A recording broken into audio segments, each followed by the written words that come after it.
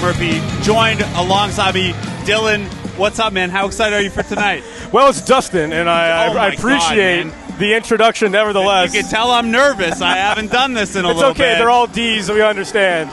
But someone who also should be nervous right now, Jax Williams, has a tremendous performance his last time out here in Smash Wrestling, but still looking to make an impact every opportunity he gets, and today, a big opportunity. And his opponent, from Hamilton, Ontario, weighing in 205 pounds, Mr. Electricity, Jonny DeLuca!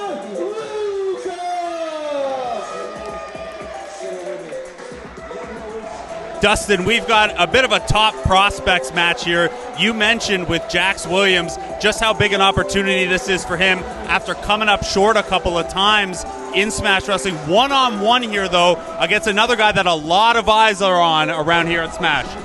You know, that's one of my favorite things about watching wrestling, especially at this level, where you get to see a look into the future. You get to see a guy like Jax Williams and Jonny DeLuca, who realistically are rookies in a lot of ways. And it's similar to watching the World Juniors over the Christmas break. You get to see the next generation, and you get to see it here live tonight. Even for a couple of rookies, there is a bit of an experience gap here. DeLuca has some big matches on his resume as we get underway here. Recently faced off with Josh Alexander, holds a win over John Greed, who Smash Wrestling fans know well. And John Greed recently announcing his retirement as well. And we'd love to give a shout-out to John Greed, who is always going to be remembered as a major star here in Smash Wrestling. And that tells you the upside of someone like DeLuca, that he was able to, yes, John Greed on his way toward retirement, but to pick up a big, big victory against him in PWO, huge. Tells you a ton about DeLuca's potential. What do you like about his game? Well, the thing with DeLuca is that he's a crafty guy in there. I liken him to an Owen Hart, where you know he, in a lot of ways, may be the most intelligent guy inside the ring. So that's something to keep an eye on with DeLuca. But, man, Jax Williams is a tall and strong dude. Williams, someone who I happen to know can hoop a little bit as well. So you see the power there, and don't sleep on the athleticism, even though DeLuca, a little smaller, maybe you think the speed edge there. Williams has it all over the skill set. Yeah, that may not work there. That one did.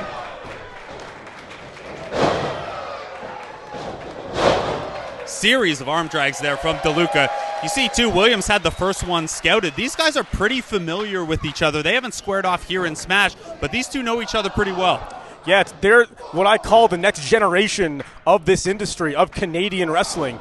And absolutely, they have crossed paths before, but on this stage, they're looking to make the impact they need to make in order to continue to get opportunities here in Smash Wrestling. And Dustin, you've been here with Smash Wrestling through a few eras of, hey, who are the next guys going to be? So this has got to be exciting for you to see this next wave and get to see, hey, I think we're going to learn a lot in this match here as DeLuca continues to hold the momentum here. A drop kick there. Williams trying to find some semblance of control here. He's on his back and reeling, and you can see the frustration starting to set in a little bit here already. Yeah, it looks like Jax is getting psyched out a bit here. Do you think, Dustin, given that he has an awesome elbow there to kind of swing things back in his favor, with Williams... Oh, man! Oh, spinning backbreaker there. And I was going to ask about whether it's maybe getting into his head that he's come up short a couple times. Certainly doesn't seem to. He's shaken that rough start off pretty clearly here. No, and you have to have a short-term memory. You have to, as our favorite coach would say, think like a goldfish when you're in this business.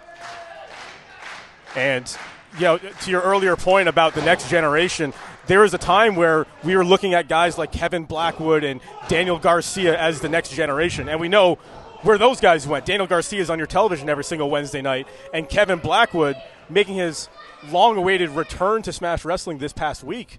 So there is always opportunity for the next generation here in Smash Wrestling. And it wasn't all that long ago that Charles Crowley was considered one of those, and he'll challenge for the Smash Wrestling World Championship tomorrow at any given Sunday, 10. So it can happen pretty quickly if you're in a position like this, and DeLuca and Williams colliding there, neither one of them getting the better edge of that. Yeah, it looks like a desperation move there by DeLuca just to create some sort of distance and going right to that arm. Oh, no. Great reversal there by Williams. Had DeLuca's preferred move there. He went for the springboard cutter that he calls the double dose there. Williams had it scouted, turns it into a nice backdrop. And if DeLuca can get his bearings here, I think he needs to go right back to that arm. I don't think Jax is necessarily showing too much damage in there because he's a pro. He knows he doesn't want to show that there's damage there. But there's been a couple things that makes me think there may be some damage done to that arm. Williams losing the Franklin Horner Community Center crowd here a little bit with some underhanded tactics, the grinding of the boot to the face against DeLuca. Do you think Williams maybe taking a little too much time here working the advantage he has? That will ultimately be his downfall if that's the case, because DeLuca, you can't mess around with this guy. A lot of momentum on that boot there, looking for a second. DeLuca asks for a third of those boots off the rope, and he gets it. Oh, wait a minute. What the hell is this? Williams looking for the cocky cover with just 1 foot on the chest. This is with how desperate Williams should be for a win here, given his inability to get that first W here in Smash. That's an inexcusably cocky pin. Absolutely. Anytime you're in the ring with any opponent, you don't want to leave yourself open to something. And that's you're just giving DeLuca a chance to come back in this match, and that's not what you want to do. Yeah, the crowd should not be your focus here right now if you're Jax Williams. And not only is he giving DeLuca a chance to get back into this match, he has this crowd firmly behind Johnny DeLuca now. And I wasn't expecting that coming in. DeLuca definitely has his crowd behind him. Well, there's a reason they call him, or he calls himself, Mr. Electricity. Here you see him firing back with a series of punches. Williams tries to get the Irish rope off. And DeLuca right back with a running elbow. And another. Oh, big suplex. DeLuca looking for the cover. Not going to be enough to keep Williams down, but maybe enough to have turned the momentum of this match and kept his shoulders off the mat for a little while longer. And it's like we were saying earlier, you have to go in for the kill when you have the opportunity. You can't give DeLuca a chance because in like a crash of lightning, he can end this match. There you see a reversal of a pump kick attempt from Williams. DeLuca with the drop kick on the floor. He's looking at the crowd now. He's got something in mind here if he's got a little left in the tank. Oh, what a drop kick. Missile drop kick from the second rope. There's a cover. Williams gets the shoulder up just before the 3 count there.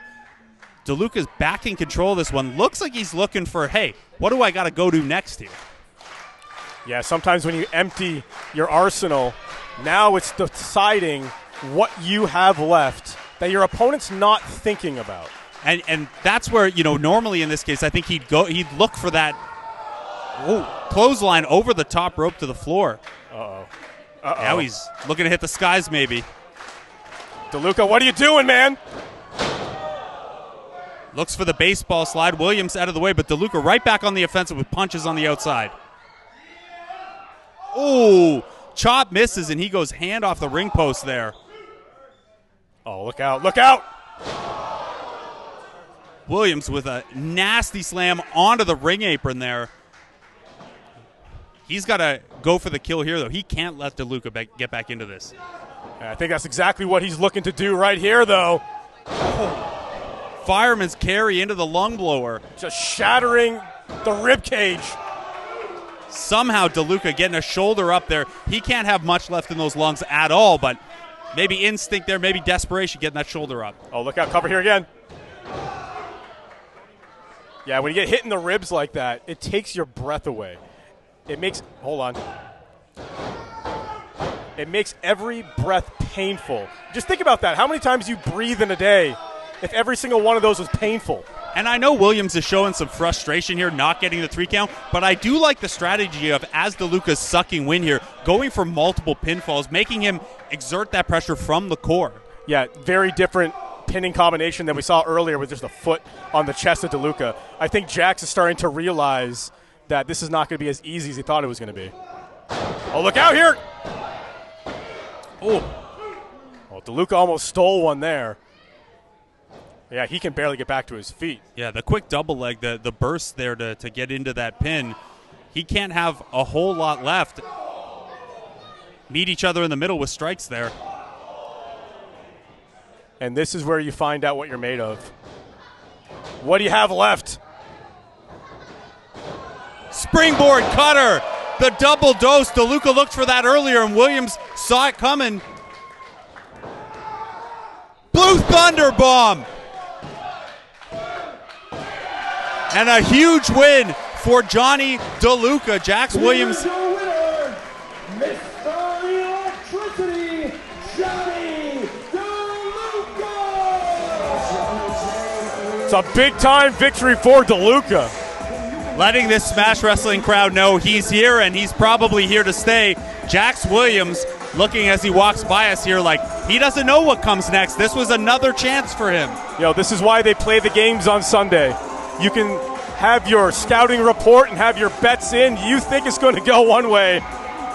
And DeLuca with the upset here, you got to believe. A little bit of an upset in the ring and winning the crowd over. Didn't really expect when DeLuca came out for the crowd to be behind him, but between Williams with the cocky cover and the extra aggression, DeLuca fighting from underneath here. Really nice showing for him. Yeah, making the most of your opportunities. And that is the key to success in professional wrestling. Every time you get an opportunity, and a lot of times they don't appear when you want them to. So when you get that opportunity, it's important to make use of it.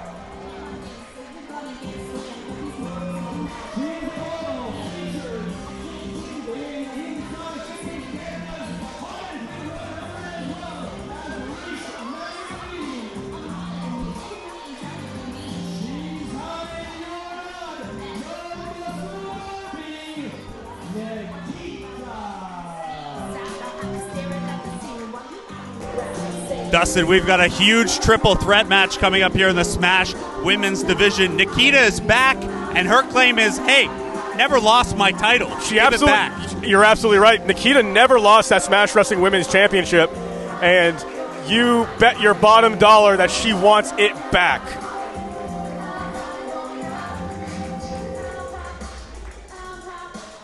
But there's going to be a couple ladies in her way before that can happen, though. Competitor number 2.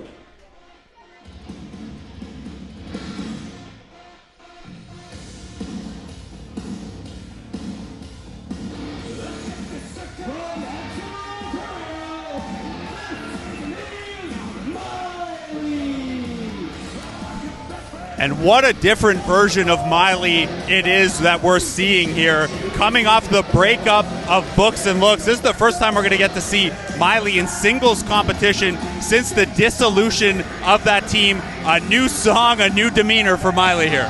Anytime you bust out the Nickelback, you know you're going to get booed on the way to the ring, for better or worse. But, yeah, the fact of the matter is we haven't seen from Miley since turning on Michael Grayson. So there's a lot of questions around Miley right now.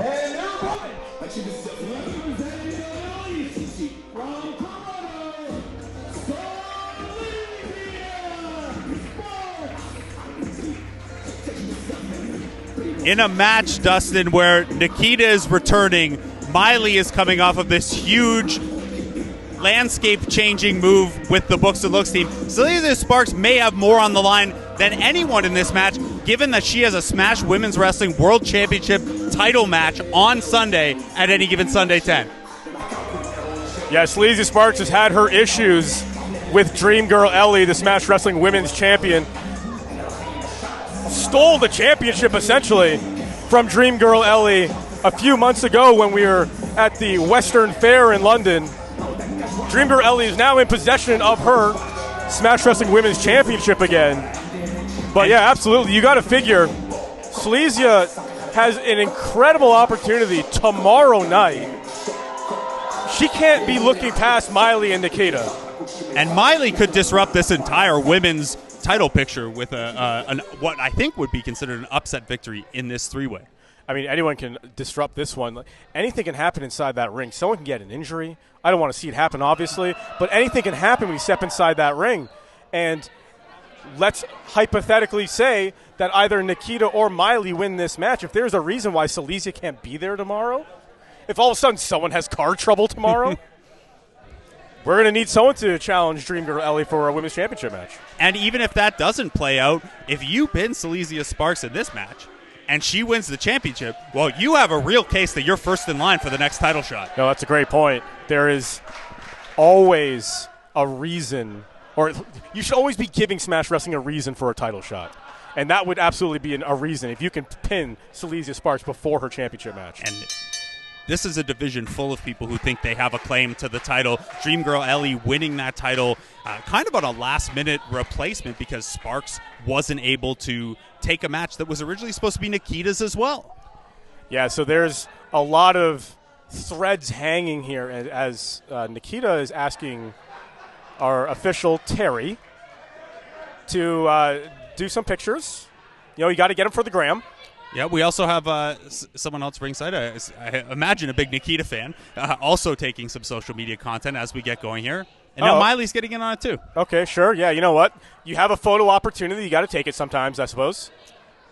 I guess I appreciate the camaraderie before the match here, but at some point they're going to have to put the phones and filters and friendships away. And Seleziya Sparx does not look pleased right now. I would imagine Nikita and Miley are just a few seconds and a few pictures away from Seleziya Sparx photobombing and getting this match started. There you go. Yeah, you never want to turn your back on your opponent, especially Seleziya Sparx. Oh, look out. Look at this, Blake.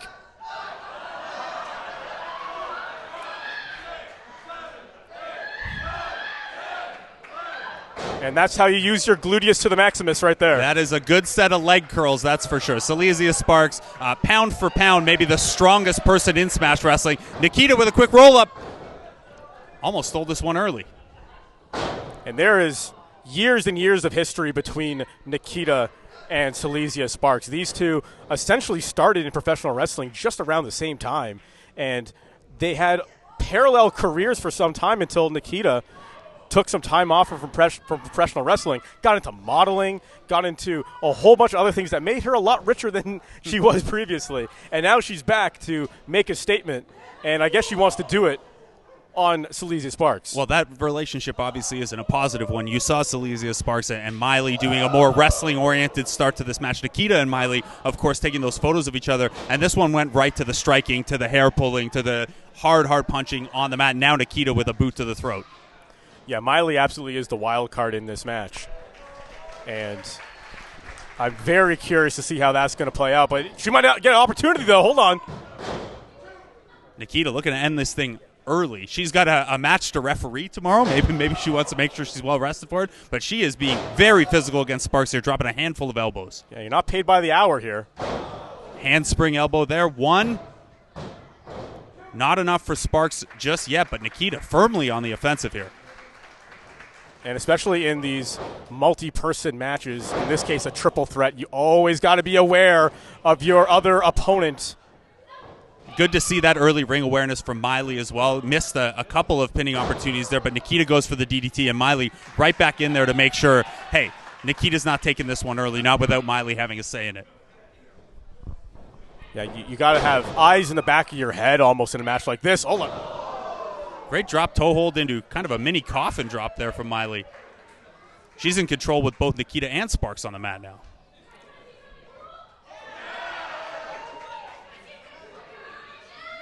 I think Miley's asking these people if they want to see something cool. All right, I suppose that was cool. Yeah, I think maybe getting the crowd to think a 619 was coming. Nikita using the Sparx on the ropes there in tandem with Miley. We got knees to the back and the throat being pulled down over that middle rope. Sparx in a little bit of a unofficial 2-on-1 situation here. Yeah, and in that situation, there's no one really to disqualify in a triple threat match. So you'll notice the referee didn't make a count there because, well, there's no disqualification. Teamwork flapjack there from Nikita and Miley as well. Now, at some point, Nikita and Miley will have to fight between each other for the pinfall. Here we see that Nikita goes for it, and Miley's like, hey, we're teaming up, but I'm not going to let you have the win. Yeah, that teamwork only goes so far in a triple threat match. And now we see Nikita and Miley finally squaring off. Miley getting the better of this striking exchange, which you don't see often against Nikita. Miley ain't messing around in there. Just an elbow for her troubles, though. Nikita looking to go up top for that over-the-rope neck triangle. This is the athleticism on display with this one from Nikita, but Sparx isn't going to let this last long. Oh, man. Right in the kidneys. It's a vicious boot for Seleziya Sparx.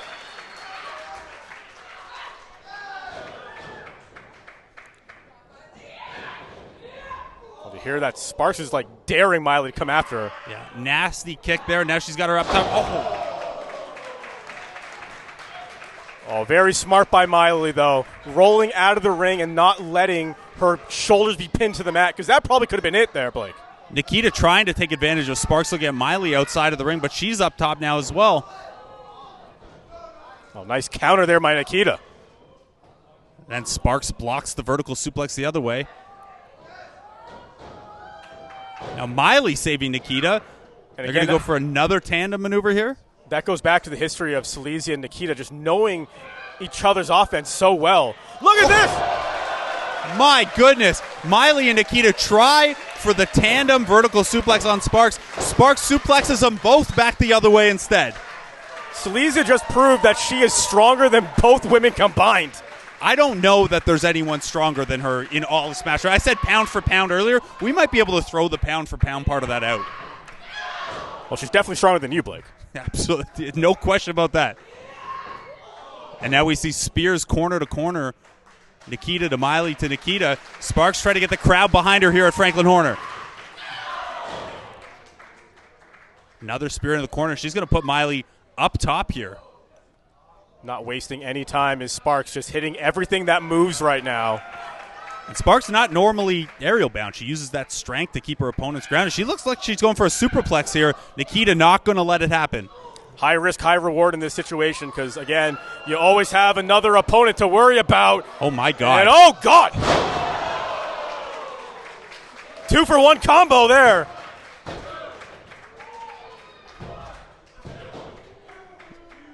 Nikita didn't get the cover there, only 2 on both Miley and Sparx, but that is some heads-up wrestling. Seeing that superplex playing out, coming in for the power bomb from underneath and then quickly trying to pin both of them. This is the level of ring intelligence that made Nikita a champion who, again, never lost that title. You got to find a way to win a triple threat match. And when you have your opponent down, you got to go for it.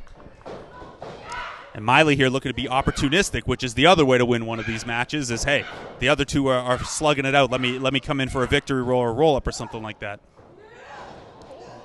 Oh, wow. Accidental tandem maneuver there. Miley running Sparx into the boot of Nikita from the top rope. And now Miley looking for a snake eyes, perhaps? Look at this.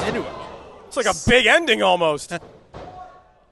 She can't get 5, though. Only 2 there as Sparx breaks up the cover. Oh, nice roll up here. Just a little too close to the ropes for that one. Sit out Uranagi from Nikita. That is vicious. Miley once again breaking the pin up. Busy night for the referee. Oh, nice counter there by Nikita. Look at this. Look at this. Sit out face buster. Sparx making sure she can't get the cover there. Oh, no. Oh, no. Oh. Driving Nikita into Miley. Sparx has an opportunity here. And that'll do it. Here's our winner, Seleziya Sparx. Well, that is certainly one way to win a triple threat match is to use one of your opponents as a weapon against the other. And it works incredibly well there, driving Nikita down onto Miley, getting the cover on Miley. And Dustin, as we look ahead to Any Given Sunday 10, what a momentum-building victory for Seleziya Sparx ahead of a women's championship match against Dream Girl Ellie. And not only that, Nikita's going to be the special referee after what we just saw them go through, and Nikita is going to have to call that down the middle. And you wonder, she thinks she can beat either of those women. She didn't get pinned in this match, but is there a little bit of you that went through that felt the strength of Seleziya Sparx, and now you're thinking, hey, I don't want to face her in a title match? Seleziya Sparx is the best to ever step in that damn ring. And tomorrow, that belt is going to be wrapped around my waist. And there you have it from Seleziya's mouth herself. That belt is going to be hers tomorrow night. And I mean, I will be interested to see that match because Dream Girl Ellie has been on a hell of a run. And we're actually going to see Dream Girl Ellie later tonight here as well.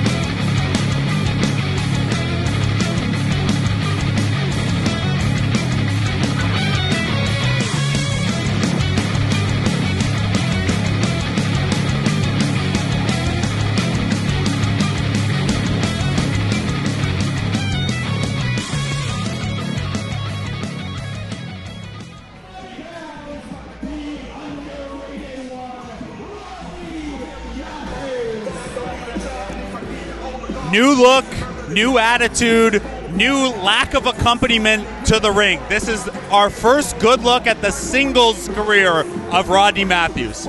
No nonsense. It's time to make a name for yourself and do it now. The clock is always ticking on your career. You have to make the most of it when you can, and that's what Rodney Matthews needs to do now. He felt he was shedding the weight of Michael Grayson. I don't know if that was the case, but that's how he felt. From Western Australia, weighing in at 207 pounds, he is one half of ATO, Julian Ward. You heard that right. All the way from Australia is Julian Ward. You also heard that he's one half of Australian Takeover, a tag team that you have probably seen pop up on your TV if you're an ROH Honor Club member. We've seen a lot of this team over the last little bit. And a little note to Rodney Matthews here, you don't have to turn on your tag team partner to have a singles career. We're seeing that from Julian Ward. Excellent point. Julian Ward able to continue a singles journey, much like his tag team partner in Kaz Jordan, who we'll see a little later tonight in triple threat action as well. I am, as much as I might not agree with how we got here, I am very curious to see what this new version of Rodney Matthews is like as a singles wrestler, as he denies the handshake that he offered Ward there. Ward going to shake hands with our official instead. And he calls himself the underrated one, and you know what? I don't necessarily disagree. When this generation of talent came up, when it was Rodney Matthews and it was Mick McGuire and it was Bryce Hanson, all coming from around the same area, trained at the same time, and I feel like there's been more hype around Bryce Hanson and more hype around Mick McGuire, and people haven't been talking about Rodney Matthews. Rodney Matthews is damn good in that ring. He's also a former Smash Tag Team Champion, and I think in saying, hey, I shed the weight in Grayson, it's not about just getting out of that tag team. I think he believes he was underrated because of that tag team. Hey, I didn't get to shine. I had to share the credit, and I was the one driving the victories in that team. He needs to get it on track here a little bit, though, in this singles match because he has let a quick smack to the bottom from Julian Ward derail his focus here. And that Smash Wrestling Tag Team Championship can be a stepping stone in your career. Now, I think, off the top of my head, I believe it's 2 people in the history of Smash Wrestling who have won the tag titles and went on to win a world championship as well. And that, of course, the man who trained Rodney Matthews, Tyson Dukes, was one of them. And, of course, the current Smash Wrestling champion, Psycho Mike. Can you, look, I know we knew it at the time. Can you imagine what it's like to be in a team with Psycho Mike? I can't imagine that would be a regular day at the office. Certainly not. Obviously not a great thing to be in a team with Rodney Matthews either, the way this one has ended up for books and looks. No, Julian Ward, though, looking just fine as one half ATO. Now, Julian Ward, a mean, nasty, strong dude. I think that's the best way to describe Julian Ward. Vicious vertical suplex there. Not enough there. Smash fans maybe not super familiar with Ward here. This is his Smash debut, but ATO did show up on ROH recently when they were in Montreal, again with his partner Kaz Jordan. We see he's kind of the thunder of the Thunder and Lightning combination, and Miley's back out here. Oh, what the hell is this? Well, so much for coming to the ring without Miley. And Rodney Matthews taking advantage behind the official's back. Well, talk about having eyes in the back of your head. Our senior official, Steve Sorensen, definitely does not have that. Launches Ward off the top, hits him with a bionic elbow. Not enough for even 2 there. But Ward reeling. Ward was in control before Miley made her presence felt out here. She was just pinned no more than 5 minutes ago. I guess that shows the dedication from Miley. Hold on. Great technique on that vertical suplex from Rodney Matthews. Only gets the 2, but back in control here. And okay, that's just a smack on the ass is what that is. Returns the favor. Julian Ward doing that to him at the outset of the match. And Rodney Matthews using the full 5 count of the official here to try to choke Ward over that second rope. Taking advantage of the 5 count. Unfortunately, that is a somewhat of a loophole in the rules, but that's blatantly not in the rules. Yeah, that is not. That is just Miley taking advantage of the official only having one set of eyes. It's interesting because in a team like Books and Looks, you would have thought that Michael Grayson knew all of these loopholes and was willing to use them. They stayed on the straight and narrow instead of using that to their advantage. But clearly Rodney Matthews was paying attention to those Michael Grayson-led strategy sessions. That very well could have been part of the reason why there was a split of one guy wanting to keep it to the rules and one not wanting to, or maybe wanting to bend them a little bit, as he's doing right now. Trying to stomp a mud hole into Julian Ward there. You certainly see a new confidence level in Rodney Matthews. Not that you can win the tag titles without a level of confidence, but this is a guy who clearly believes what it says on the back of his tights there. He has been underrated. What an Irish whip there. Julian Ward hung up on the top rope. Man, I thought he was coming all the way out here. Now he is, just not the way we thought. He's on the floor now as Miley puts the boots to him. And again, our referees don't have eyes in the back of their head. And you might think, well, he has a tag team partner who's in the back, but Kaz Jordan's preparing for a huge triple threat match later tonight. Also, little known fact, Kaz Jordan also wrestled in another city earlier today. So he was not able to be out here right now is because I think he's still putting his gear on. Like, it's been a whirlwind day for ATO. Rodney Matthews with some nasty elbows here and slamming the head of Julian Ward off the apron from the outside.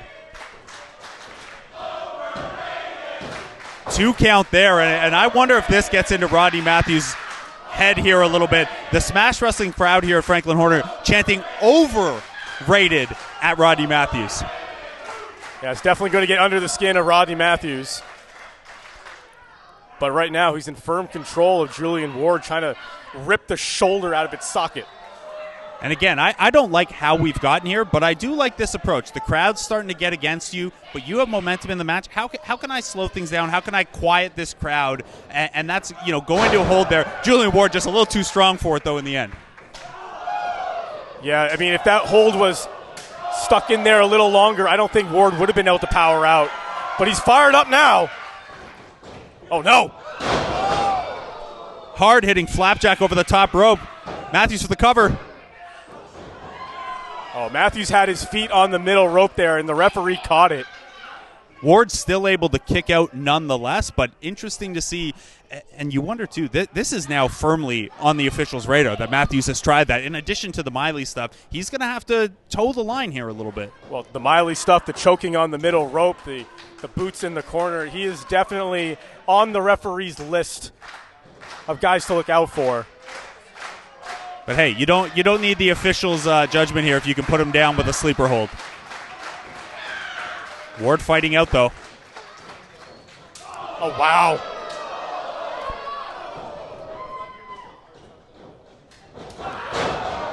Jeez, Ward just delivering some nasty shots here. We mentioned earlier he's a hard-hitting guy. If you're looking at him and you're thinking, hey, this guy looks pretty savvy in there as he launches with kind of a splash elbow there. Big back body drop. This is a guy, he's only 28 years old, already over 10 years of experience in the industry, though. And he said earlier that he wrestled in more cities, more promotions in the last year than he did maybe his first 9 years in Australia. This is a sit-out Uranagi. Rather not a sit-out Uranagi, but one right into a pin.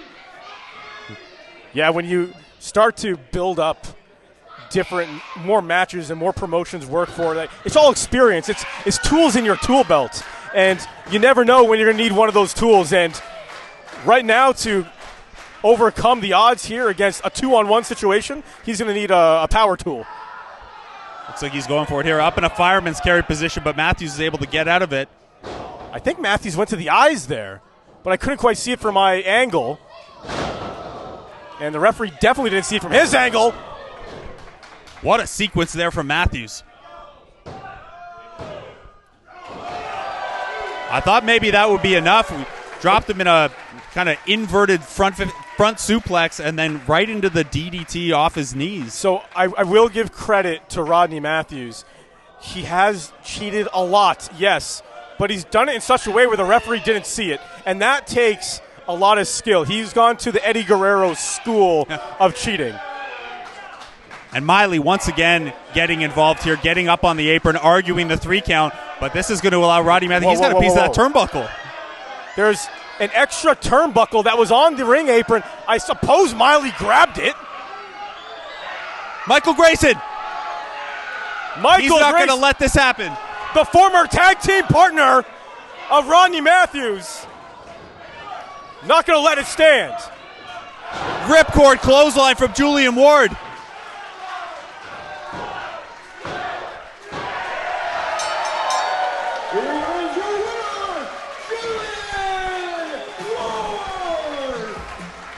All the extracurricular activity may have been one too many there for Rodney Matthews. Michael Grayson in the back obviously just couldn't stand to see him win the match in that fashion. Julian Ward doing a great job to take advantage. Only took one of those big, nasty lariats.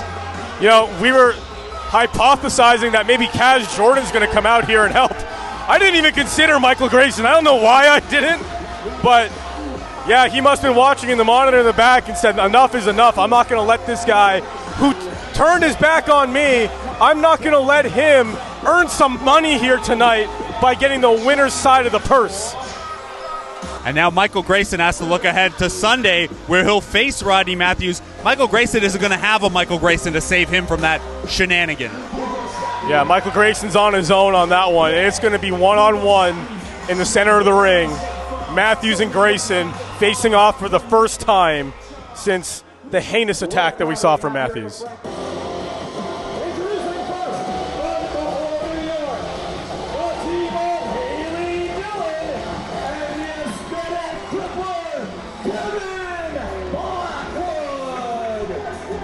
I love this team, Dustin.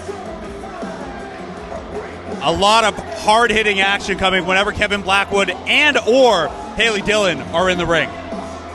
I think you're also a fan just for the punk rock roots as well. Yeah, I've said before, the only thing Kevin Blackwood hates more than losing is Machine Gun Kelly. Right. But Kevin Blackwood has certainly made a name for himself over the past couple years. And their opponents.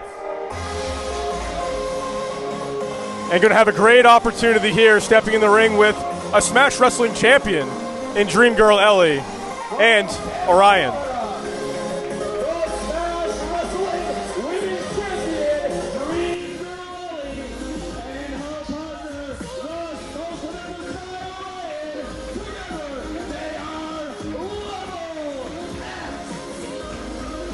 Accompanied to the ring by a Pikachu doll, by the looks of it.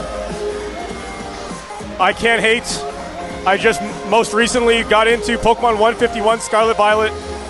If anyone has some EX cards they want to get rid of, please let me know. This is going to be quite a weekend for Dream Girl Ellie because they've got this mixed tag match tonight. Level X will compete for the Smash Tag Team Championships on Sunday, and then Dream Girl Ellie will have to defend her Smash Women's Championship against Seleziya Sparx. It can be an incredible weekend, or it could be a tragic one for Dream Girl Ellie. Dream Girl Ellie has an opportunity to do something that no one's been able to do, to be a Smash Wrestling Women's Champion and a Smash Wrestling Tag Team Champion at the same time. It would be an incredible accomplishment. First, though, they're going to have to go through a pretty good team here. Kevin Blackwood, the most experienced of the wrestlers in the ring. Haley Dillon, the least experienced. But I love what that team brings. This is going to be a fun mix of styles as well, where obviously Orion and Pikachu are more willing to go to the sky. Kevin Blackwood, a more kind of Muay Thai and MMA influence. And then Haley Dillon, for people who don't know her, this is one of the hardest hitting women in wrestling.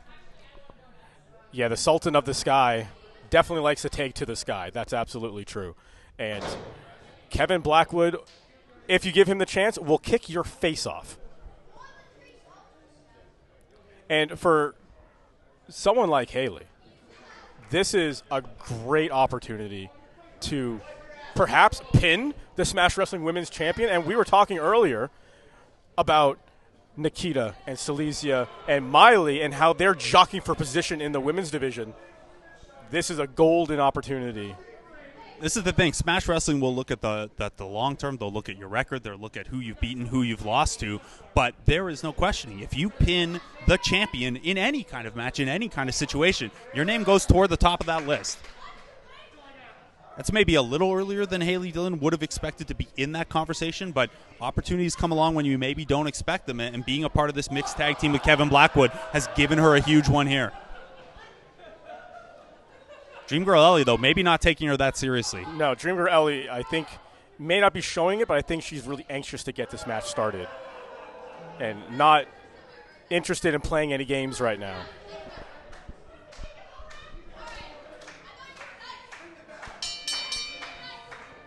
Haley Dillon telling Dream Girl Ellie, I thought you were nice. The reputation on Ellie, obviously, that she's a good competitor, a good, sportsman, but maybe not in this case. Haley Dillon not feeling the love early on.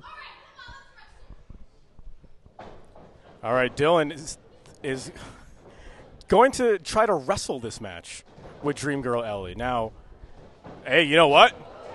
Looking like that may be a good idea right now. I was about to question it, honestly, Blake. Yeah, it's not where you're expected to win a match against Ellie, and right away we see her here. She's gotten stuck in a pretty gnarly hold there that she has to roll through. But again, a nice counter there. Dillon hanging in there. I like that front face lock, roll over, almost like an alligator, just trying to drain the energy of Dream Girl Ellie.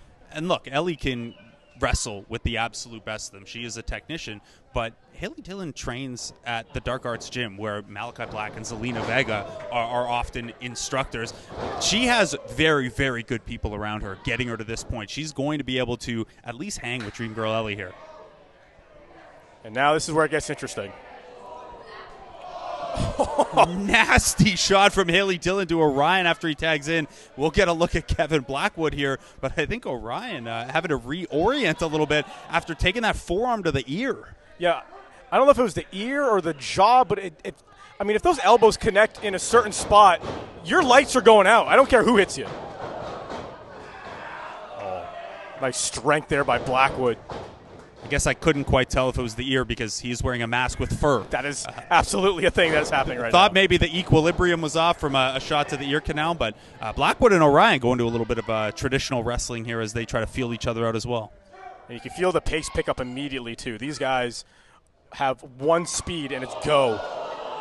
Yeah, and it manifests in different ways. There you see a lightning-quick kick to the chest from Kevin Blackwood. Yeah, that's a great way to tear a pectoral. You can kick someone. Oh! Vicious chop. Okay, so is that.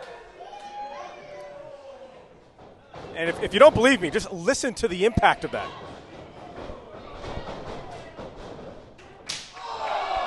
Speaking of impact, Orion using that speed to get himself a little bit of distance and then delivering a chop back. And we've lost the bottom rope here in this match. Orion looking to springboard off the bottom rope, and it is come undone. I wonder if that's due to the turnbuckle that Rodney Matthews pulled loose earlier to try to use his weapon. Orion with a big drop kick on the ground there.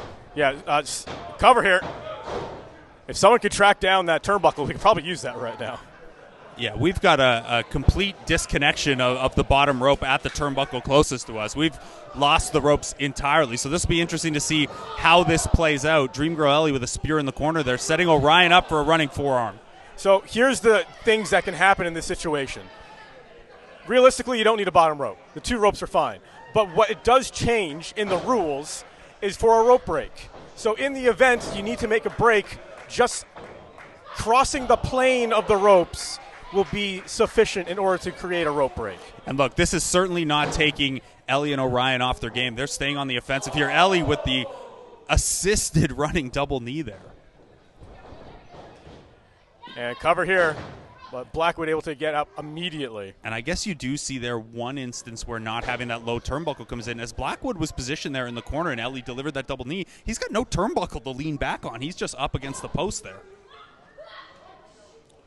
And big save there from Haley Dillon. You know what? I feel like Orion was hesitant on that second rope to give Dillon that opportunity. Yeah, not hesitant there as Kevin Blackwood with the running clothesline to Ellie.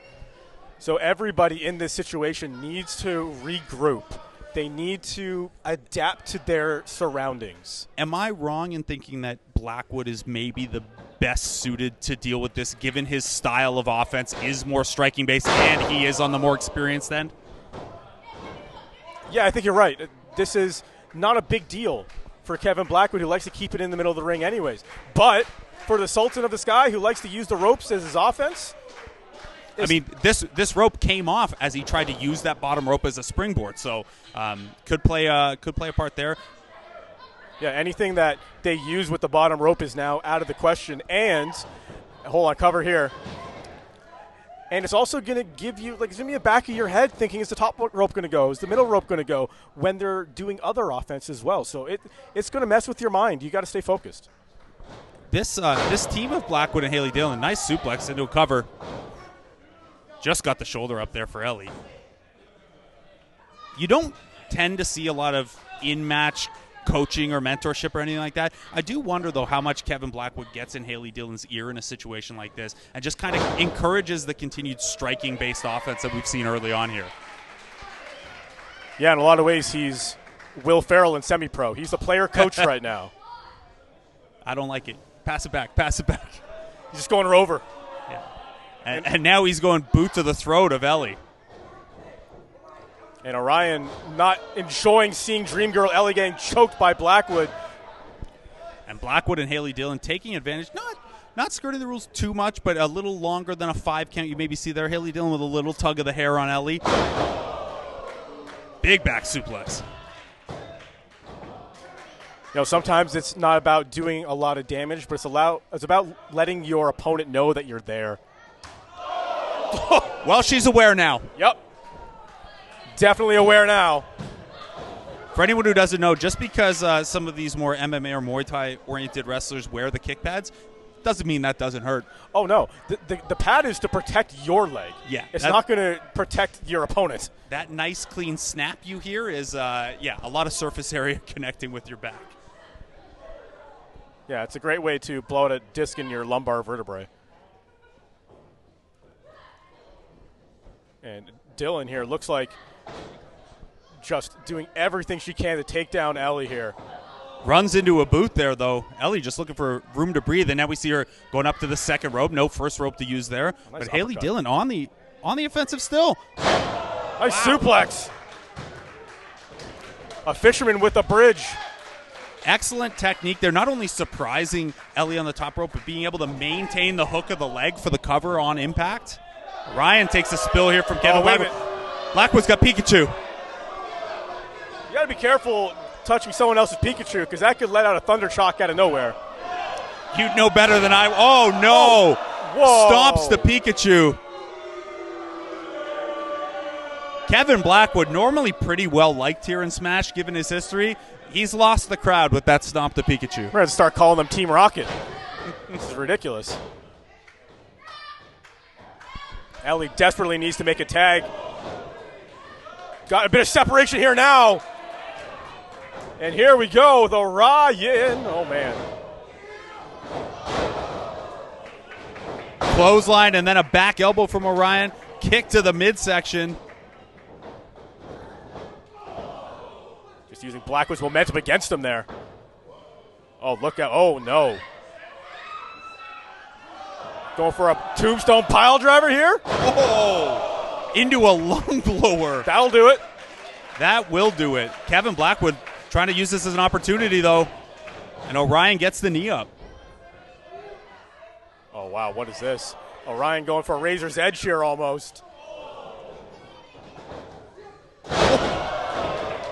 Some innovative offense from Orion there. Somewhat of a German suplex variation.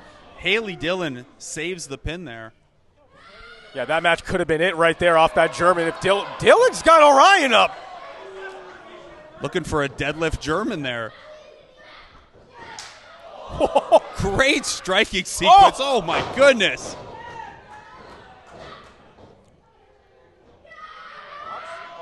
Oh. You know, Dillon's got some strength in her. I was about to talk about Orion's innovative offense there. It's something we've seen on, if you've watched watched Wrestlers on Netflix, where you get a good look at Orion and Dream Girl Ellie. But Haley Dillon's been the standout in this match for me. Haley Dillon now has Pikachu, though. Enough to distract Orion. Oh.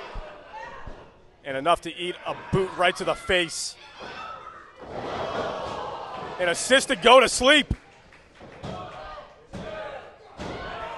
Orion just getting a shoulder up. I tell you, we got to get Haley Dillon on a streaming service of some sort here, some sort of reality show. This has been remarkably impressive. Yeah, I don't think it's going to take long. I think she's going to pop up on your radar real quick.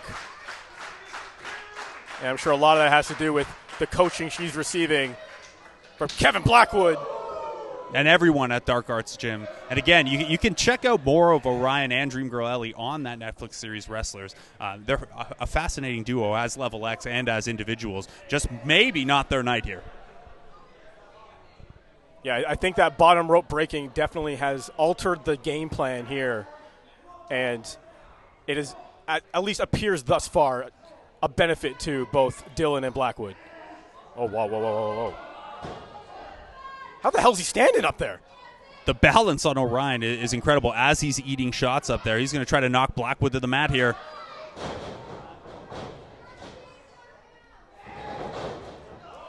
Flips over top.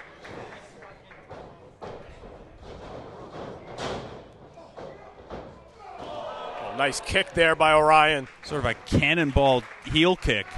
And for two guys who haven't faced each other a ton, Orion and Blackwood have each other very well scouted. Yeah, I wouldn't mind seeing a rematch down the road of one-on-one Blackwood versus Orion. I mean, this might be 2-on-1 at this point. Dream Girl Ellie has looked in a bad way for a large chunk of this match. She's got 2 title matches to look ahead to tomorrow. Oh, man, that just squashed Dillon. Orion with the pump kick on the apron sends Blackwood into Dillon. Blackwood trying to fire back with boots, though.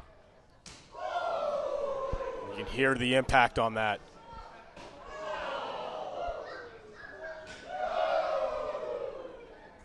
Orion and Blackwood slugging it out on the apron.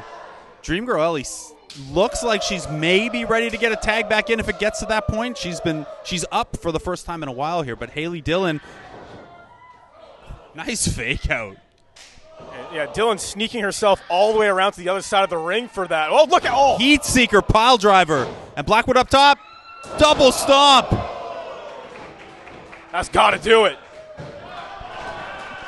And that's where you see just that little bit of inexperience still. Haley Dillon watching the pin, not picking up Dream Girl Ellie, who's able to break the pin up. I think body position was right, though. She was trying to get her body in between Ellie and the pin, but I think you need to be facing Ellie in that situation. So she'll learn from that one.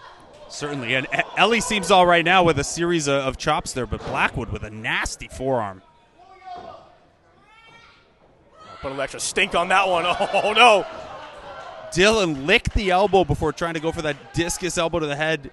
Ellie ducks. Blackwood eats it. Yeah, and Blackwood looks rocked. Like, if those elbows hit in the right spot, you are on Dream Street. Kneeling German suplex, and then that running boot where Orion coming in with the super kick. Double super kick to Blackwood. Blackwood misses both. Double up kick from Level X. And you saw with that running boot in the corner to Haley Dillon there that she ate from Ellie, we finally saw that lower rope not being there come back into play. Nothing to cushion that blow. She rolled right out of the ring. Dream Girl Ellie screaming. Delivers a drop kick right to the chest of Blackwood. Look, watch Orion. Oh, springboard 360 cutter. Double pin.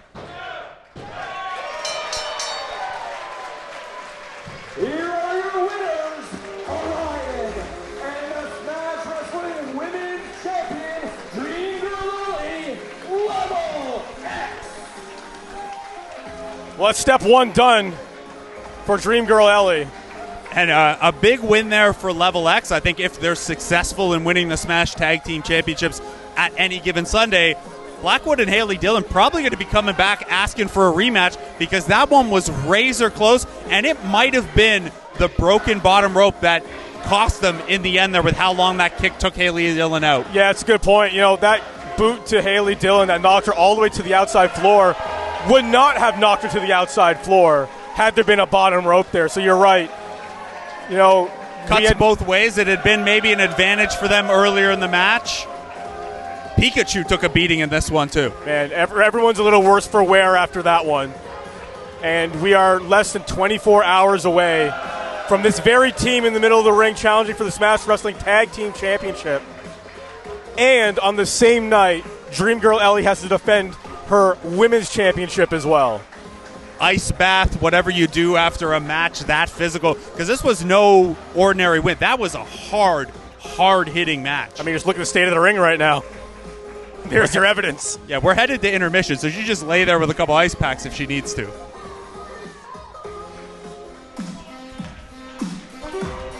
You know, I wish he wouldn't gyrate right beside me, but you know what? He's got a style. I'll give him that. They don't come weirder or more talented than Charles Crowley. You know, Crowley, in a lot of ways, and I mean this in the nicest way possible, and I mean this as a compliment, he reminds me of Goldust in that he finds a way to make you uncomfortable inside the ring. In his antics and the way he's a trickster, right? Like, he is the guy who is going to get under your skin. And at the same time, you also have to be aware that he is a big dude who can mess you up.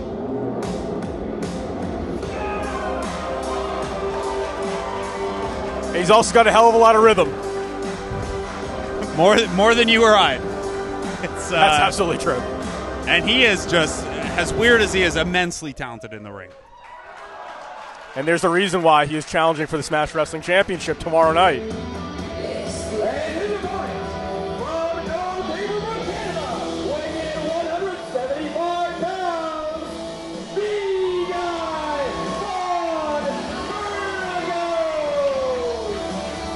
Now, while Charles Crowley has traveled the world because he gets kicked out of everywhere he goes, Vaughn Vertigo has traveled the world by his own accord. One of the most well-traveled wrestlers in all of Smash Wrestling. Yeah, he's welcomed everywhere he goes, too. Vertigo has made a name for himself all over the world when there was no opportunity for him here. And sometimes that happens. Sometimes the roster is clogged up. when Vertigo was trying to break into Smash Wrestling, the champion at the time was Johnny Gargano, who was defending the title against Tommaso Ciampa and Sami Callihan, and Samoa Joe was here, and Chris Hero was here, and there was no opportunity for a guy like this. However, Vertigo said, I'm going to go find my opportunities elsewhere. Went to England, went to Germany, he went to Italy, he went all over Europe to build up his stock. And then when he came back, he became an entity that Smash Wrestling wanted to feature much more often.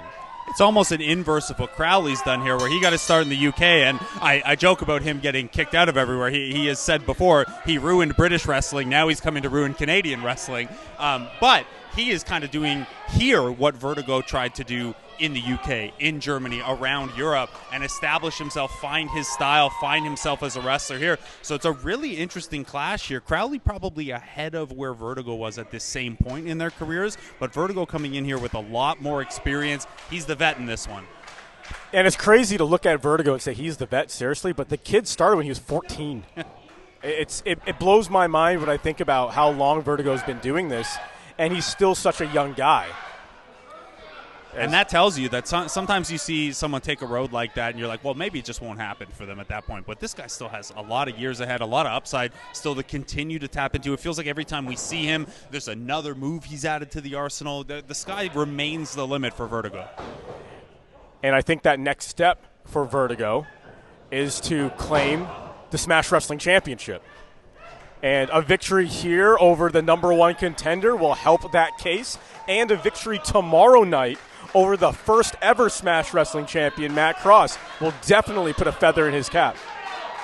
Matt Cross, someone who Vertigo has looked up to, and when he was a young backyard wrestler, Vaughn Vertigo getting into it with Sebastian the Monkey here, Charles Crowley now on his game to protect Sebastian. But when Vaughn Vertigo was first as a teenager messing around with wrestling, playing the backyard wrestling video games, he was like, Matt Cross, that's a guy who's not that big. That's a guy who was doubted other places. I could do that. I could follow that path. And, I think it's going to mean a lot to him tomorrow for not just wins and losses reasons to be toe-to-toe with Matt Cross. But if he could pull off a 2-0 weekend here, he'd have to be at the top of the list. Yeah, there's definitely something to be said about stepping in the ring with someone you've idolized your entire life, someone you've emulated your career after. On the other hand, you're in the ring right now with someone you probably never want to have anything in common with in Charles Crowley. While you have your hands all over his monkey. And this is the one thing you mentioned, and it was an astute point, that Crowley does a great job getting in his opponent's head, taking them off their games. The one way we have seen people get back in Charles Crowley's head is through Sebastian the Monkey. Nice standing moonsault. It definitely is a way to get under the skin of Crowley, but I can't imagine Vertigo has done any training regimens working out with a monkey. So the point I'm making is, while he thinks he is getting under the skin of Crowley right now, and he probably is getting under the skin of Crowley, he's also losing focus on what he needs to do right now. You should not be turning your back on Crowley. You shouldn't do that against any opponent, but especially a guy like this who's going to use every quarter and every edge. Nice slingshot leg drop there from Crowley, and he kisses Sebastian. Making sure Sebastian's safe.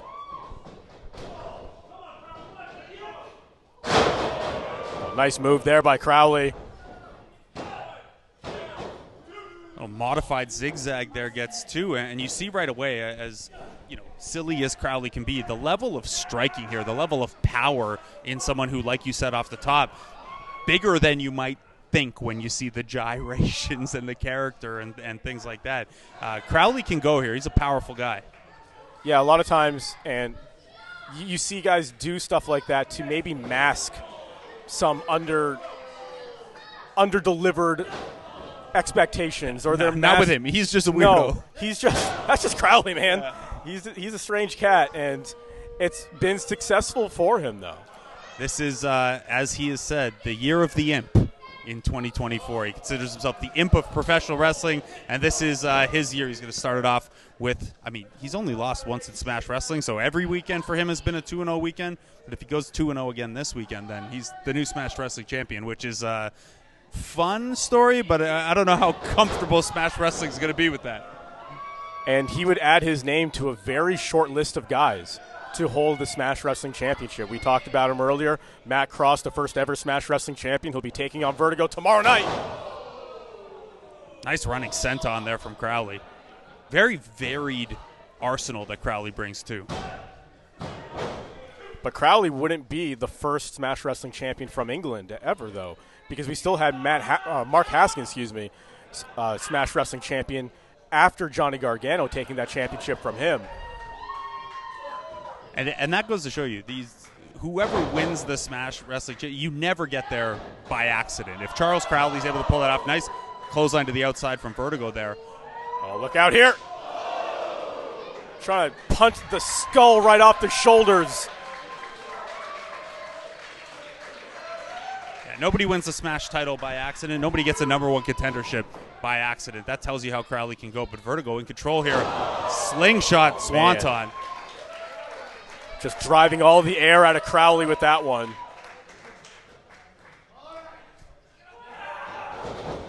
Oh, Vertigo maybe taking too much time there, was able to recover. And then right back to taking a little too much time off the top. Crowley catches him.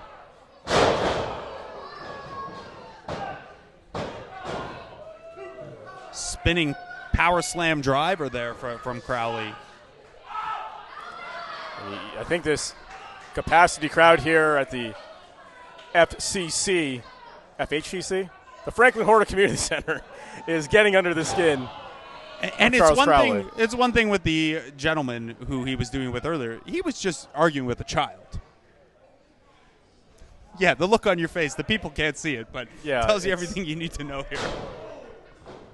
You think a guy who sings and dances and brings a little pet monkey to the ring would be liked by the children here at Smash Wrestling? Absolutely not. There you see some dancing.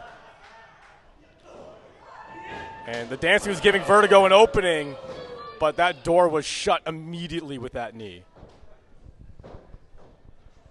And Vertigo looks a little spaghetti-legged right now.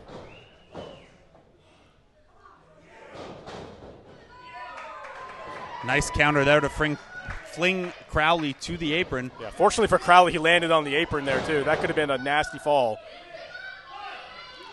Stiff forearm there. It looks like Crowley's trying to bait Vertigo to come back into that corner. Oh, what's Crowley doing here? Look at this. Maybe a springboard cutter. No. Catches him with a half and half. Excellent counter from Vertigo there. And that's what Vertigo needed to do. He needed to create some separation here, give himself a breather to get a second, recalibrate, and plan his next mode of attack here. And I think that mode of attack has to be, Crowley's on the ground right now. If you can keep him there for a little bit, Vertigo's advantage is in the speed game. It's in the aerial game. He's not going to be able to match power and striking with Crowley over the course of a longer match. There you see a nice clothesline, though. Yeah, as the pace quickens, this is only going to favor Vertigo. Oh, look out here. Nice He's looking counter. for that merry-go-down tilt-a-whirl power slam. Beautiful leg lariat there by Vertigo. He has some of the absolute best technique in all of wrestling with Cover. those. And the leg lariats, the Shining Wizards, very few as effective striking with their lower half as Vertigo. And now Crowley's on the floor outside the ring. His hat has taken a spill as well. Yeah, what I will say about Vertigo is that he finds a way to use all of his body as an offensive weapon. Standing moonsault to Sebastian the Monkey. Vaughn Vertigo has turned on Sebastian. And that is not going to make Crowley happy. Swinging neckbreaker there for the cover. Almost like a variation of the twist of fate there. Off the middle rope. Like you mentioned earlier, Vertigo just constantly adding to his repertoire, constantly adding to his move list. Tricks that he pulls out that maybe his opponent is not expecting. And I certainly wasn't expecting to see that. You'd think 15 or so years of wrestling, you'd run out of things to come up with, but no shortage for Vertigo. There's just an old-fashioned bicep punch. Okay. They're using the point of his elbow. Maybe try to open up Crowley there. Oh, as Crowley goes to the face. I don't know if that's in the eyes or the nose or.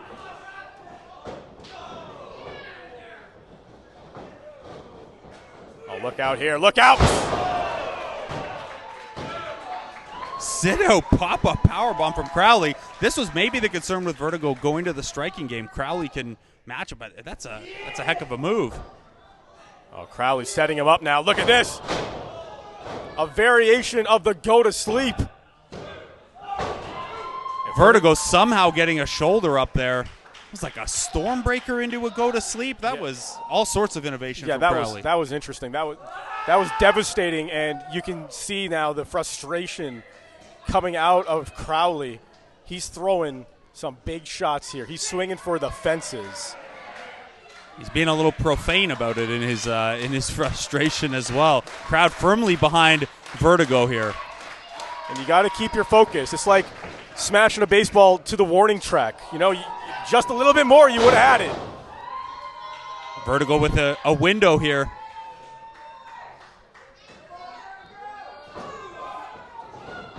Oh, nice roll up here.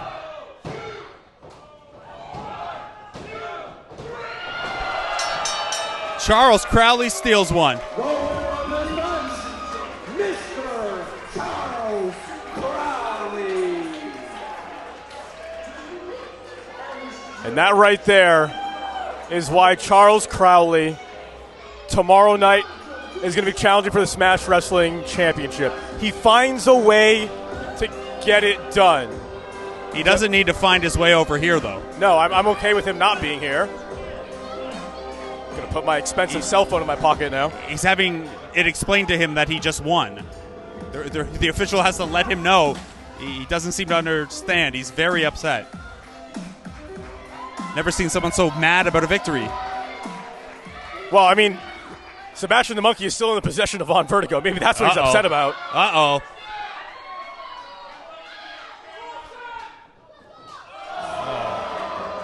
Spank Sebastian the Monkey. I never thought I'd see someone spank their monkey in the middle of that ring. But there it is. Really does show you the game of inches this is, by the way. Vertigo just not able to hook that second leg on the small package, leaving just enough room for Crowley to counter. If Psycho Mike makes that mistake tomorrow, we'll have a new Smash Wrestling champion. Absolutely. I can't believe it's finally here. We've been waiting for Super Showdown. It's all come to this. We are underway. Does Jay Lee with a massive shotgun drop kick on him up. Like he was nothing. Oh! Amir Jordan picking up the pace here. I do this shit out of spite. Into a neck breaker. Good job, Bruno. It's not running needs a victory more than Jake Summit. He is winless since his debut here. Won't break my body for the money and fame. And a sit-out powerbomb. Ring the bell. Don't be kidding me. Oh my God! Miley just hit Victor Flash on the turn on three. He's only gotten bigger and angrier since. 5-ton frog splash. There it is. Just remember, I do this out of spite. Oh, 2 feet right to the chest there. This is how we go. Oh. All or nothing. I put this on the line. All for something. I can't get off the line. Locker room that way. Oh my God. Racing goes And I as we see stereo coast to coast. Time, Casey. Big fight deal. Smash Wrestling Championship on the line because there's months in the making. The form muscles them up there. Head first into the cage. Both men down. Fire driver! There's no way! Oh! The damnedest superplex you have ever seen. no care.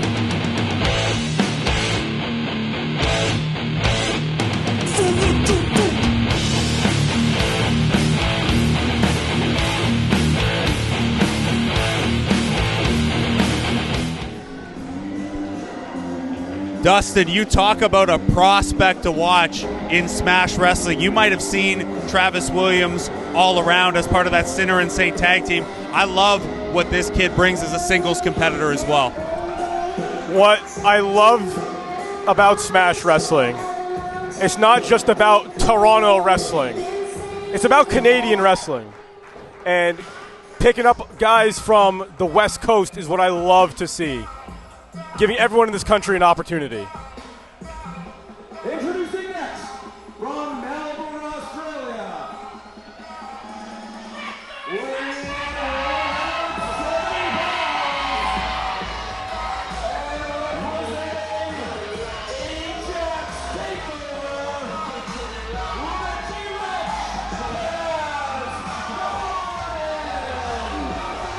Dustin, we've seen a lot of clashing personality tag teams in the history of Smash Wrestling, and Kaz Jordan and Julian Ward seem to get along well. They mesh well in the ring.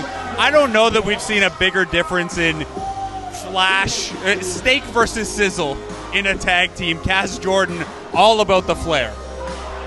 Yeah, I've also never seen someone named Kaz have the nickname Richie Rich, but they're Australian, so who knows? You're already named Kaz. You don't need a nickname too. But nevertheless, Richie Rich, Kaz Jordan, you're right, is the complete polar opposite of his ATO tag team partner. And here comes another polar opposite.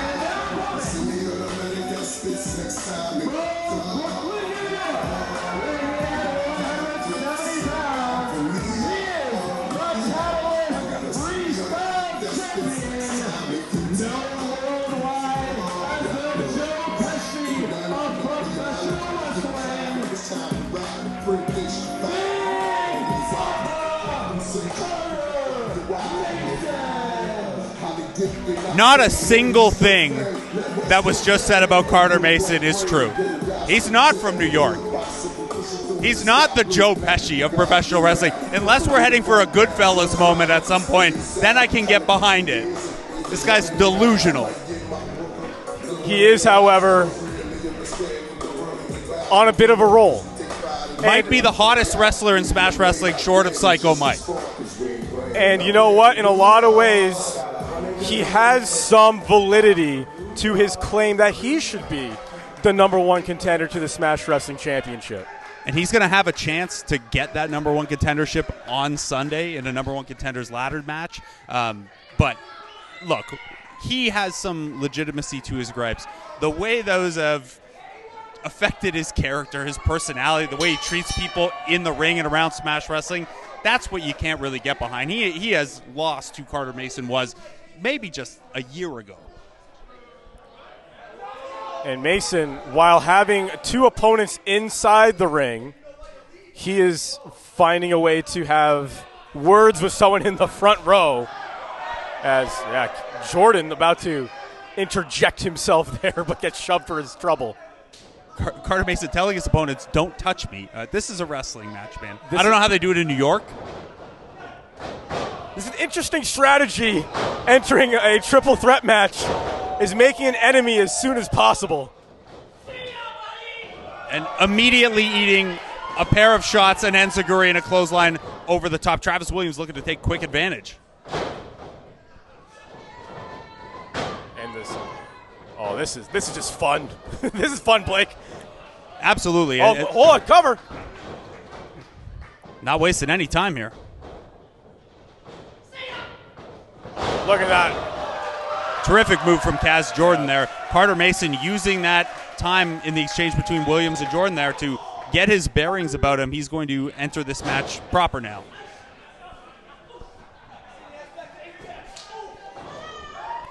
Send your ass back to Ajax, as Carter Mason just said. And now he is saluting the crowd sarcastically.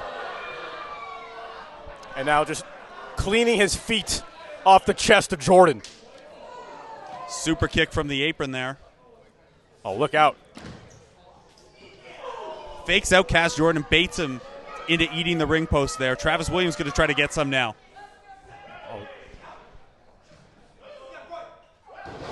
Yeah, Williams ain't messing around. While Mason is arguing with people in the front row, and Jordan is doing some flashy stuff out there. Williams will just beat the hell out of you. Yeah, I don't think they do a lot of wearing frilly robes, freestyling and things like that at the Lionsgate Dojo in Vancouver. This is all chops all the time. And, yeah, you can hear the skin tearing off the chest of Jordan.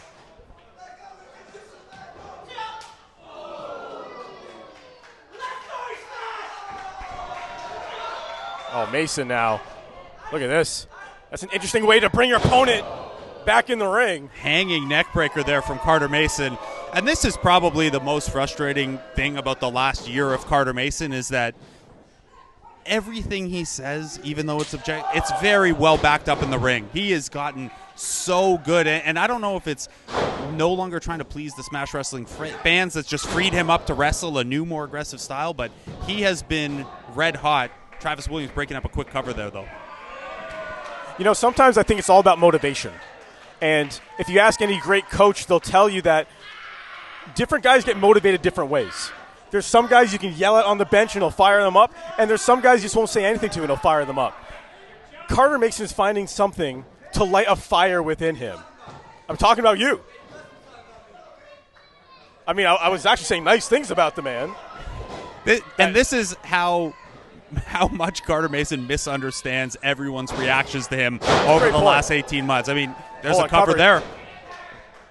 This all started because Carter Mason felt unappreciated here. He was going to New York. He was getting bigger receptions. He was having more success, and he thought that should carry back to here at home in Toronto, in London, at Smash Wrestling. And when that wasn't happening, he got frustrated. Instead of becoming this in the ring and keeping the same personality, he became bitter.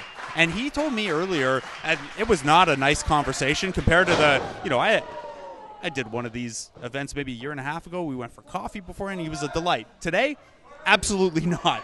He has changed on a personal level as well, but he told me this isn't about coming back and proving anything to the Smash audience anymore. It's about coming back and taking the Smash title, taking it back to New York and leaving Smash without a championship.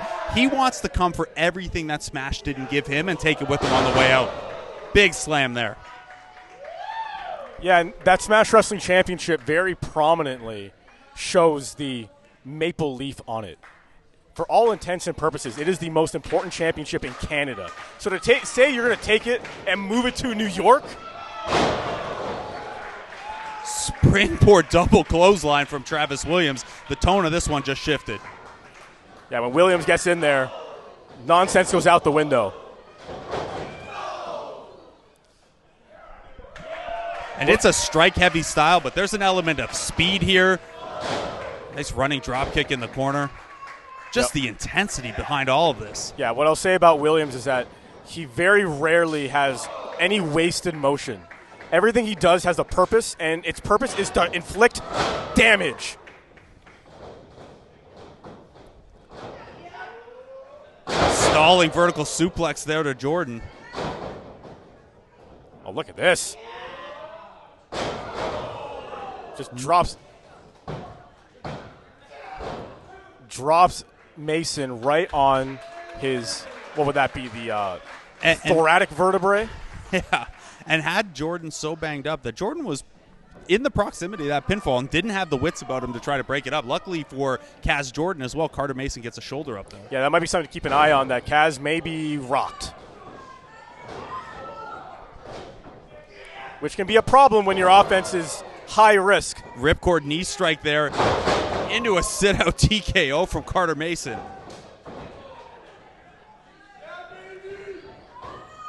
Oh, wow! Kaz Jordan aware enough to break up that one. What a catch by Travis Williams, catching Carter Mason in the air right into a bridging German suplex. The amount of strength that takes to catch your opponent midair and then to fall back into a bridge with control. That is scary.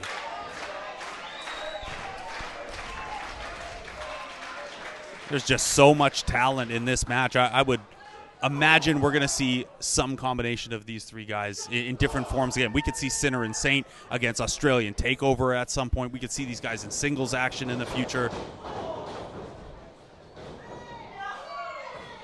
Yeah, let's not forget that Sinner and Saint have a Smash Wrestling Tag Team Championship opportunity tomorrow night. Travis Williams with a ridiculous springboard dropkick to send Carter Mason out of the ring. Hey, Mason right in the temple. He's got the ring to himself now. Kaz Jordan trying to scatter out of the way. Oh, look at this. Oh, Jordan moved out of the way. Mason didn't, though. What a sequence there from Williams. Kaz Jordan getting in on it. Good Lord. Okay, he got up. He is alive. I can't confirm that. Carter Mason just rolling into the ring to try to avoid some of the carnage here. Kaz Jordan with a ridiculous flip to the outside onto Travis Williams. Yeah, he gets a kick right to his face for his trouble.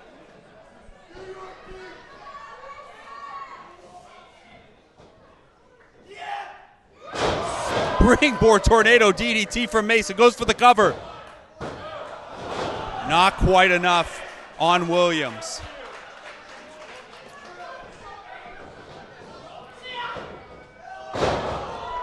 Codebreaker from Kaz Jordan. Oh, Sister Abigail there. Yeah. A little bit of everything from Kaz. There's a cover.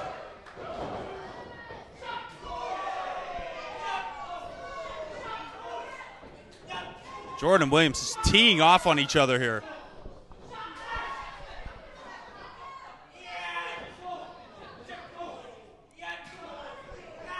Series of forearms from Williams. Catches the super kick attempt.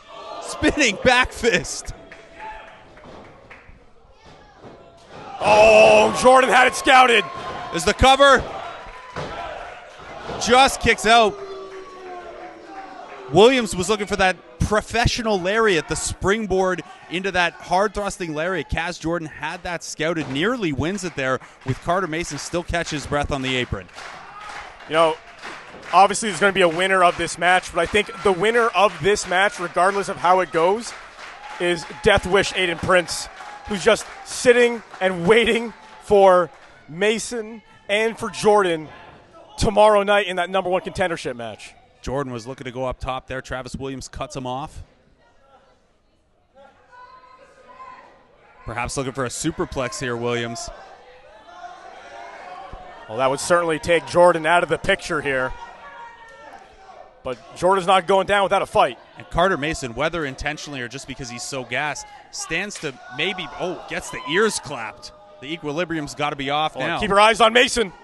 The Rikers Island powerbomb from Carter Mason. That springboard sunset flip powerbomb. But hold on. Jordan's on the top rope. Frog splash.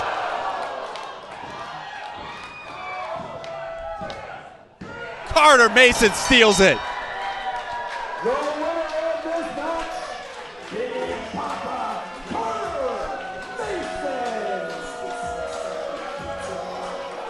Now Carter Mason did set that all up with his newer finishing move, the Rikers Island powerbomb. That springboard sunset flip powerbomb. But it was Jordan's frog splash that wiped Williams out of this match and left him prone for the roll up there from Carter Mason. Of course, got to put the do-rag back on before you walk to the back. You know, you saw it all throughout Rob Van Dam's career. When he hit the 5-star frog splash, he wins himself. Like, he takes a lot out of himself to deliver that maneuver. Same thing happened here with Jordan. Coming off the top rope, delivering that frog splash, probably winded him just enough for Carter Mason to take advantage and pick up the victory. And look, he's been on a roll. And tomorrow night, he has an opportunity to get what he has been asking for months. He wants a number one contendership. He's going to get an opportunity to get that number one contendership. But he's going to have to go through Aiden Prince. He's going to have to go through Kaz Jordan again. It's a whole thing.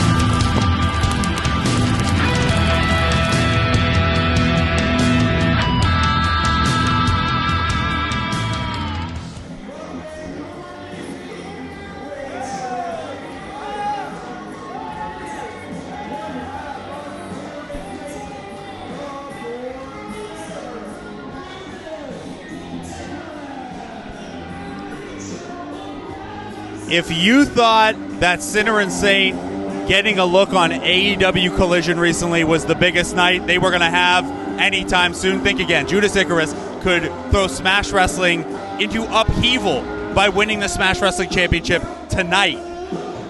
You know, I think we've done a disservice to Judas Icarus because tonight we've been talking about a number of things, one of which is that Dream Girl Ellie has a chance of holding the Tag Team Championship and the Smash Wrestling Women's Championship at the same time. We've talked about Psycho Mike being one of the only guys to hold the Smash Wrestling Tag Team Championship and the Smash Wrestling World Championship. Judas Icarus could do that by the end of this weekend. If he wins here tonight and becomes Smash Wrestling World Champion, and then tomorrow night very well could be leaving with the Smash Wrestling Tag Team Championship as well. The Born Sinner, we're going to have to rename him the Human Record Book if he pulls that off. Now, it's an uphill climb against Psycho Mike.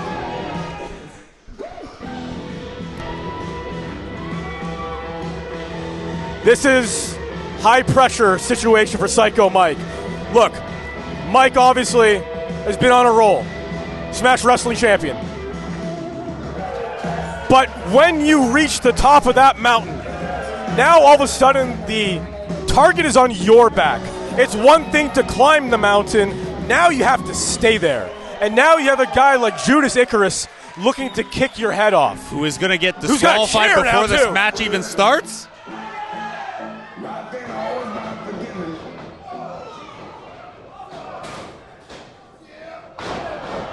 What is Icarus thinking to start this thing, trying to attack Psycho Mike with a chair before Mike's even put the belt down? Yeah, this match has not officially started. Icarus ducking out here, thinking better of his original strategy. Or going back to it. He's got the chair again. Can someone get the chair from Icarus? Our official begging them to get in the ring. Okay, again, this match has not officially started. And now Mike's got the chair. So how did this pay off, Judas? He tripped him with the chair. Big right hand from Smash Wrestling Champion Psycho Mike. Are we ready to get going here now? Well, not until Psycho Mike shows the championship to the hard cam. You can never start a championship match unless the hard cam sees the belt. And now Judas Icarus has eaten that belt. Well, Mike can't call for the bell.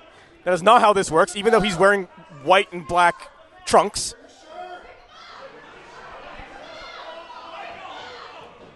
He has completely put Judas Icarus' lights out. And Mike is being told that you can't start the match while one opponent is out of it. Yes. So he's now trying to revive him so this match can start.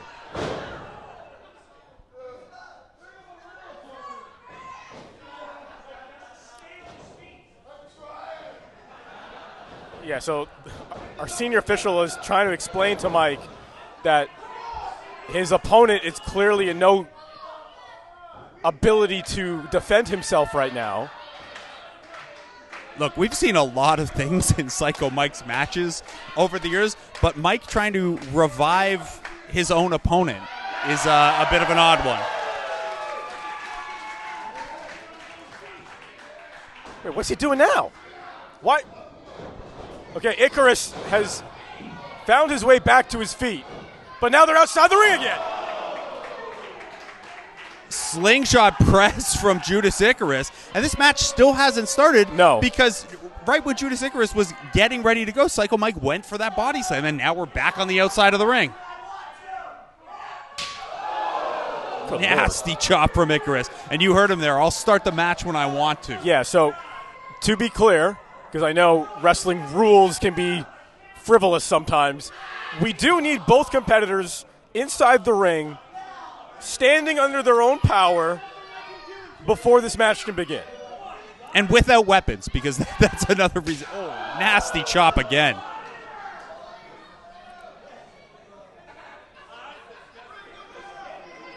Icarus trying to give our front row a shower.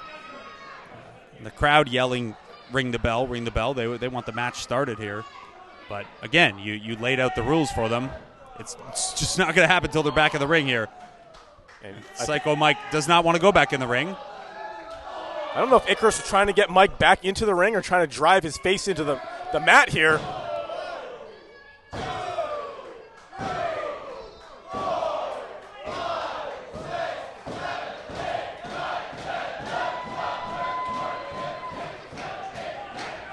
Usually I see this kind of dribbling in my day job, not when I come out to a wrestling event. This is quite the handles from Psycho Mike here. Yeah, this ain't no parquet floor. This is a wrestling ring made of wood and steel, and that's the face of Icarus. What does Mike have in his hand?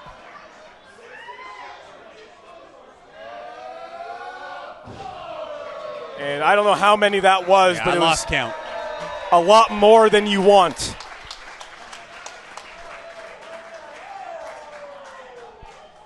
The initial strategy from Judas Icarus, I guess I understand. You have a big opportunity like this. You're trying to, get the upper hand with that cheap shot to start the match. But this has, from that first moment, not gone the way Judas Icarus had hoped. Well, I think, realistically, Icarus probably thought this match would start. Oh. So Mike is coming over here to ring the bell himself? Here comes Psycho Mike. Yeah, Judas Icarus. He's going to No. ring the bell with Judas Icarus's head. Or wait, hold on a second. No, he's... Mike just broke the bell. I don't know where the camera is here, but we have lost the hammer now. The head of the hammer has come off. Mike dropped the hammer all right. Well done. Yeah, I believe he was trying to place Icarus's head right beside the bell to ring the ears of Icarus. And that part seemed to work, but he broke the hammer in the process. And the match still hasn't started. That doesn't count. It has to be Isaac to our left who rings the bell for it to officially matter here. Isaac has to actually ring the bell, and our senior official has to call for the bell as well. And now Psycho Mike is trying to get back in the ring quicker than Judas Icarus can roll out of it. This is pretty smart for Icarus, considering he just had his head smashed off the apron about 75 times and then had the bell rung in his ear. There's still all sorts of paraphernalia inside the ring, too. We have chairs, and the Smash Wrestling World Championship is sitting there. Like, there needs to be some sort of order restored here. But if you're the official, what can you... The match hasn't started, so you have no jurisdiction. That's a good point.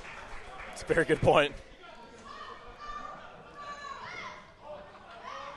As Mike now, I think, was about to do something to Icarus on the other side of the ring, but...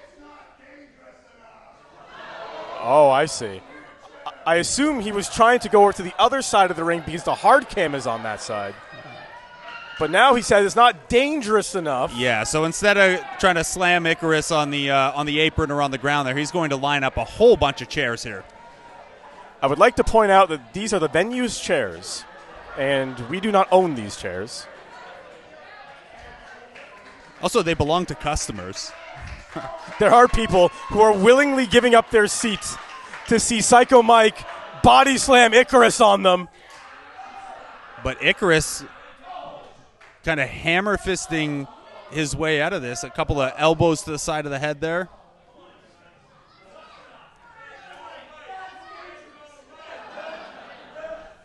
Yeah, Icarus able to avoid danger there.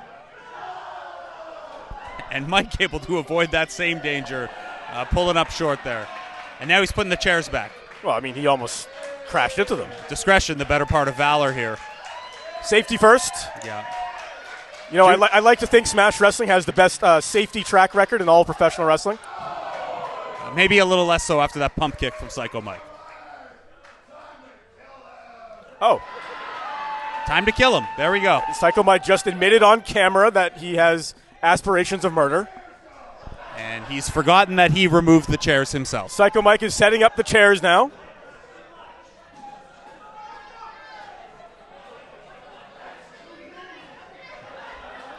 And he's admonishing the people in the front row from sitting in the seats they paid for.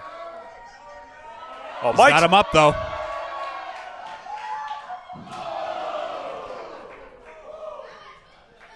Body slam to the floor and then sits in the chair. Oh, that's what the chair is used for. It makes sense. Yeah.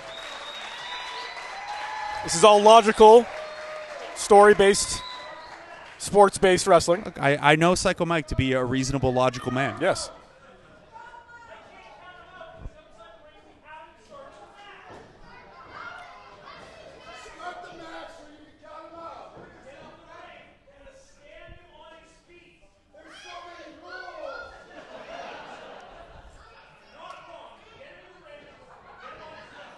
So again, Psycho Mike is asking the referee to count out Icarus, but again, this match has not started.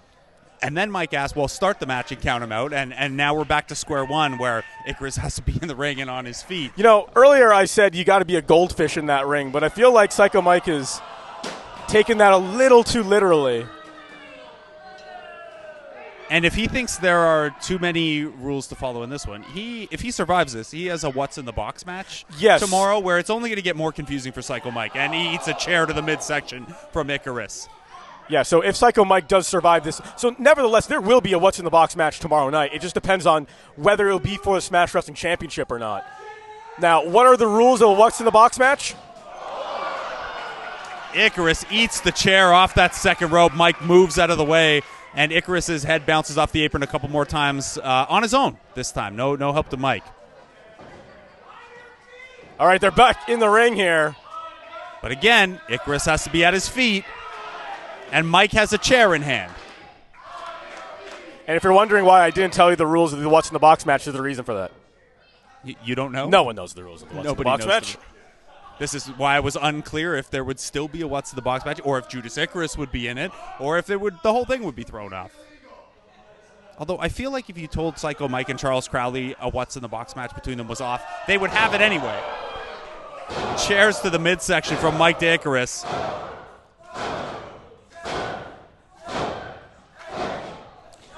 Mike keeps looking to the referee like he's half expecting to get disqualified, but again, the match hasn't started. It's almost like he's looking at the referee to say, wait, you're not going to disqualify me? Okay, I'll hit him again. It's like when your dog is allowed to eat a snack but doesn't trust that he's allowed to eat a snack. And this is a treat for Psycho Mike.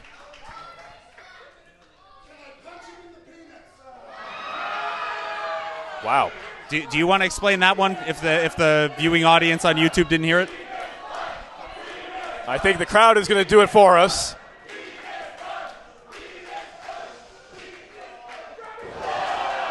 Everyone loves alliteration, Blake. Yeah, Judas Icarus disagrees. That below the belt blast there. And again, there's the cover, but the match has not begun. If the match had begun, you would have been disqualified for that. The threads of logic are there. They're just evading Psycho Mike right now. Well, no one ever said Psycho Mike had all the crayons in the box at the same time. He ate the crayons in the box, maybe, but... And normally that works to his advantage. So I'm not trying to insult the man. I'm just saying sometimes he doesn't, as Icarus takes a nasty spill to the outside.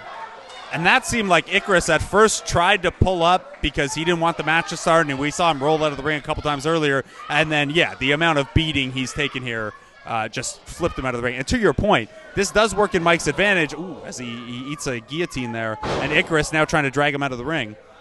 But nasty shot to the face. And Icarus now, look at this. Again, using that portion of the ring. Oh, man. Running apron kick there. Icarus making great use of the apron on the outside. First with that kind of fireman's carry flapjack. Okay, here we go. Blake here. No. And now it's Mike rolling to the outside.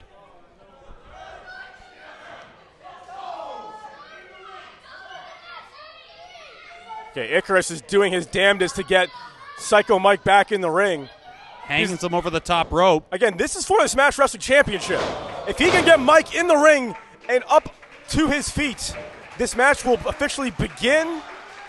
And then it might be the shortest title match in Smash Wrestling Championship history. And Icarus can write his name in history. Nasty pump kick to Icarus on the top rope from Mike. You see that height and athleticism coming into play. Looking for the superplex here. And for those of you wondering, being on the top rope does not count as being inside the ring. You can be counted out standing on the top rope.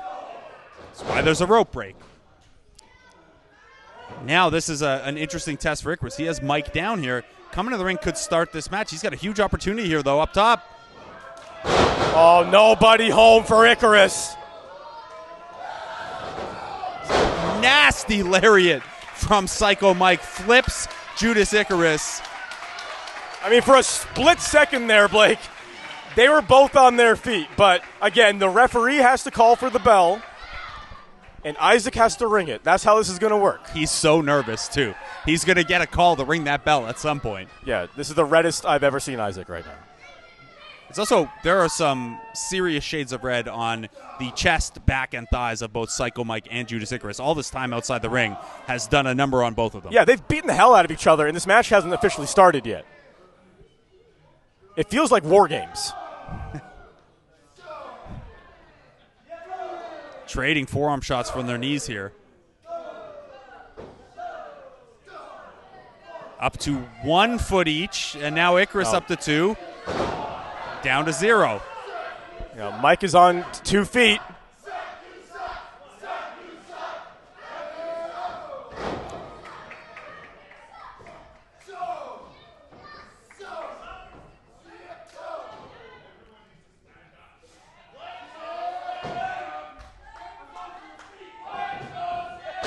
Stomp on the fingers. That can't feel good. Icarus doing what he can to not get to his feet so this match can start. Psycho Mike. Jawbreaker there from Icarus. Icarus. And again, both men are down. They're both up. They are both up. Tries for a hammerlock suplex. Psycho Mike reverses it with an arm drag. Here it is. Oh. Psycho Mike went for the body slam there. Icarus with a series of low blows. I mean, he's returning the favor from the alliteration earlier on. And look, if both wrestlers need to be up to their feet for this match to start, it's going to be a minute. That's going to keep Psycho Mike down for a little while here.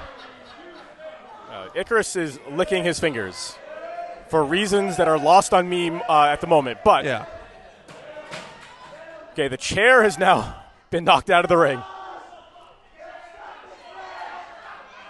You hear Icarus screaming at Psycho Mike to get up so they can start this match. And I feel like the playing field is now even. Both men have eaten a number of low blows.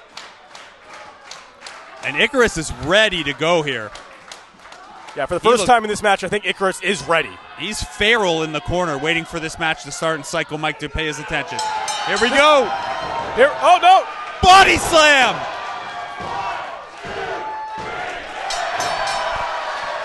Unbelievable.